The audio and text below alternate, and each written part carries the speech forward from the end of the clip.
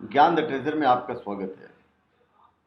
और हम आपको बताएंगे कि 2017 में सोने की मांग और कीमत घटेगी या बढ़ेगी।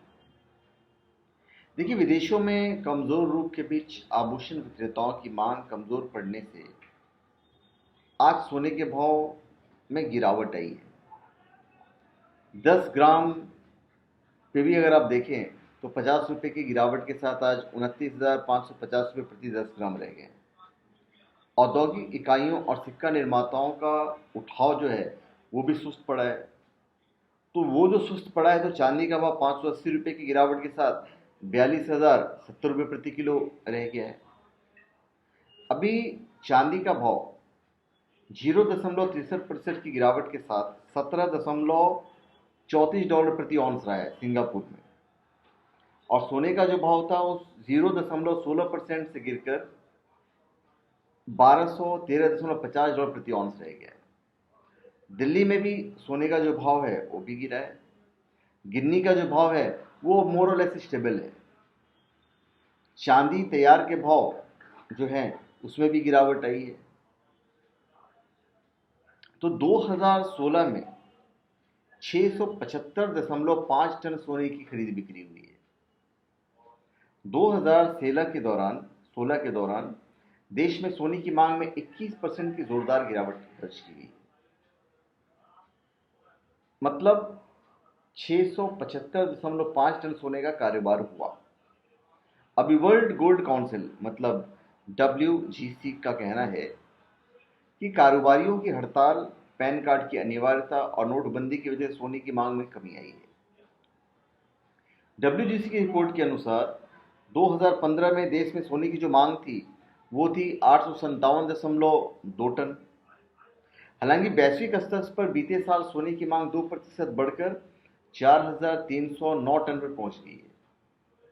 अमेरिका में गोल्ड ETF में प्रवाह तथा चीन में छड़ और सिक्कों की मांग बढ़ने से वैश्विक स्तर पर सोने की मांग में इजाफा हुआ है। 2015 में वैश्विक स्तर पर सोने की मांग 4,216 टन रही थी। 2016 में सोने का जो आभूषण की मांग थी वो 22.4% की कमी आई और 514 टन पर आ गई थी। 2015 में यह 662.3 टन रही थी। मूल्य के हिसाब से आप देखेंगे तो आभूषणों की मांग 12.3% से घटकर 1,38,837.8 करोड़ रुपए पर आ गई, जो कि 2015 में 1,58,310.4 करोड़ रुपए थी। हालांकि 2016 में देश में सोने की मांग में गिरावट आई, लेकिन चौथी तिमाही में यह 3% बढ़कर 244 टन रही थी।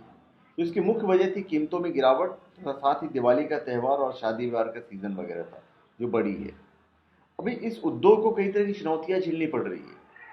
मसलन पैन कार्ड का अनिवार्यता, आभूषणों पर उत्पाद शुल्क, नोटबंदी तथा आय घोषणा की योजना को लेकर इसकी मांग प्रभावित हुई है। ग्रामीण समुदाय नकदी संकट से सबसे अधिक प्रभावित हुआ है। अब रहा हमारा 2017 की बात, तो नोटबंदी की जो हुई है उसका असर सब पे हुआ है। पैन कार्ड की अनिवार्यता कंपलसरी है। जो नोट की जो आय और व्यय है उसके हिसाब से अब सोना जो है उसकी मांग भी घटेगी और उसकी कीमत भी घटेगी, क्योंकि जब मांग घटेगी तो कीमत का ऑटोमेटिक घटना ही घटना है। अभी भी सोना कम होता चला जा रहा है, तो शायद मार्च के बाद जो कीमत आज की डेट में सोने की है वो और कम होगी। तो धन्यवाद। आप हमारे चैनल पे सब्सक्राइब करें और अपने कमेंट दीजिए। धन्यवाद।